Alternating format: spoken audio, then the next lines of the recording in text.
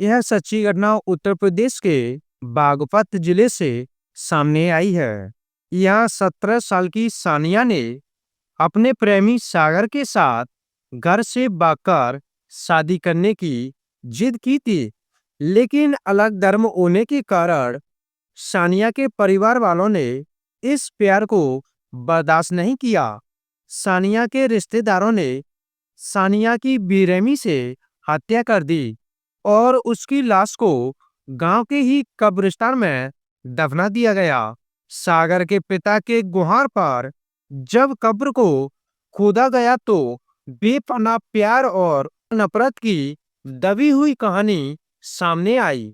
उत्तर प्रदेश के बागपत जिले में एक गांव है पारली। पारली गांव में उस दिन एक अजीब सी हलचल थी, क्योंकि सुबह सुबह गांव में पुलिस और जिला प्रशासन की एक टीम आ पहुंची थी। तमाम गलियों से होते हुए यह टीम बिल्कुल गांव के आखिरी छोर पर मौजूद कब्रिस्तान के पास जाकर रुकी थी।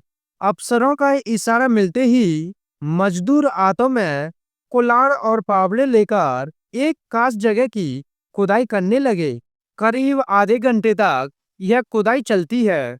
जैसे जैसे यह गड्ढा गहरा होता गया, आसपास मौजूद लोगों को अपने चेहरे पर मास्क लगाने को मजबूर होना पड़ा। आखिर 45 मिनट की मेहनत के बाद मजदूर कब्र से एक लाश बाहर निकालने में कामयाब हो जाते हैं। सफेद कपड़ों से लिपटी यह लाश गड्ढे से निकालकर बाहर रखी गई और पुलिस वाले उस लाश को गौर से देखकर मुआयना करने लगे। इस तरह शुरुआती फॉर्मेलिटी के बाद पुलिस ने लाश को कब्जे में लेकर पोस्टमार्टम के लिए भेज देती है। और सवाल यह था कि वो कब्र किसकी थी? कब्र में दफन उस लाश को पुलिस ने क्यों बाहर निकलवाया था? आखिर उसकी मौत का रहस्य क्या था? आइए जानते हैं।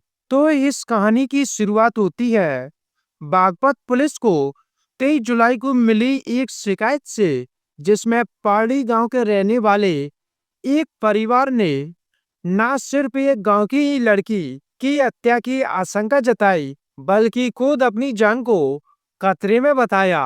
पुलिस इस शिकायत के बावजूद अपने कानों में तेल लगाकर सो रही थी और तभी उस परिवार का एक वीडियो पुलिस के साथ साथ शासन प्रशासन के तमाम अफसरों को मानो झकझोर कर नींद से जगा दिया। यह वीडियो था गांव के ही रहने वाले रामपाल नाम के एक शख्स का, जो कत्ल की इस वारदात का खुलासा कर रहा था। रामपाल अपने वीडियो में यूपी के सीएम योगी आदित्यनाथ के साथ साथ शासन प्रशासन के तमाम आला अधिकारियों से हाथ जोड़कर फरियाद करने लगा।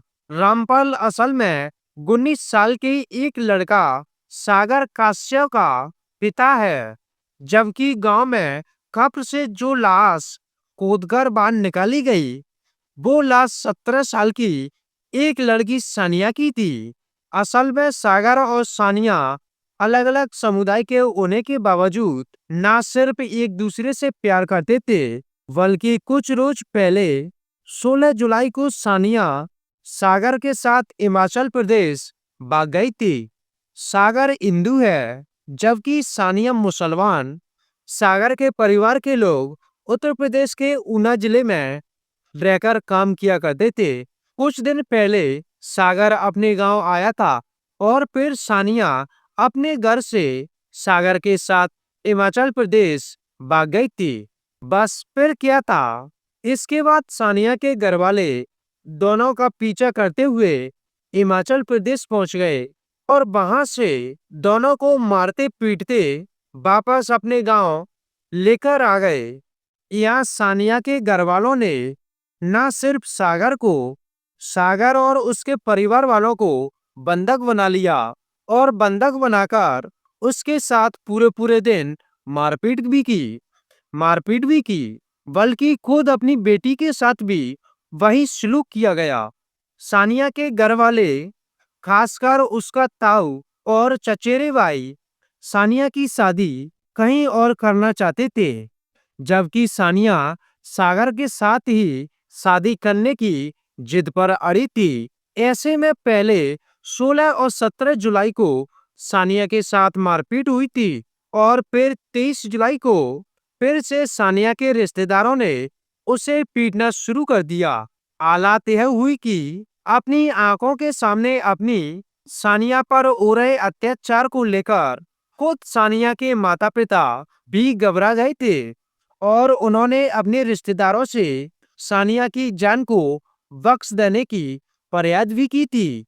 लेकिन इल्जाम है कि इसके बावजूद भी रिश्तेदारों का जुल्म जारी रहा। आखिरकार उन्होंने गला घोंटकर सानिया की जान ले ली। अब लड़की का कत्ल हो चुका था, लेकिन लाश को ठिकाने लगाने की एक बड़ी चुनौती पैदा हो चुकी थी। गांव के लोगों को सागर और सानिया के अफेयर का भी पता था और सागर और सानिया के साथ हुए इस जुर्म का भी। ऐसे में लाश के साथ साथ कत्ल के राज को दफनाने के लिए सानिया के रिश्तेदारों ने एक कहानी भी बनाई थी और वह कहानी बनी ट्यूबरक्लोसिस यानी टीबी की बीमारी। सानिया के घर वालों ने टीबी से सानिया की मौत होने की बात कही थी। इसके बाद घर वाले सानिया की लाश को लेकर 23 जुलाई को ही गांव के कब्रिस्तान पहुंच गए थे। वहां अनन पनन में कब्र खोदी गई थी और इस तरह सानिया की लाश को कब्र में दफना दिया गया था। जब लोगों की नजर सानिया की लाश पर पड़ी तो वो चौंक गए थे। लाश पर गला घोंटे जाने और मरने से पहले हुए मारपीट के निशान साफ साफ नजर आ रहे थे। यह और बात है कि सब कुछ देखने के बावजूद भी गांव वालों ने पुलिस से इसकी कोई शिकायत नहीं की थी। लेकिन उधर सानिया के घर वालों की मारपीट, जान से मारने की धमकी से घबराकर सागर का परिवार परेशान था। उन्हें दोहरा खतरा सता रहा था।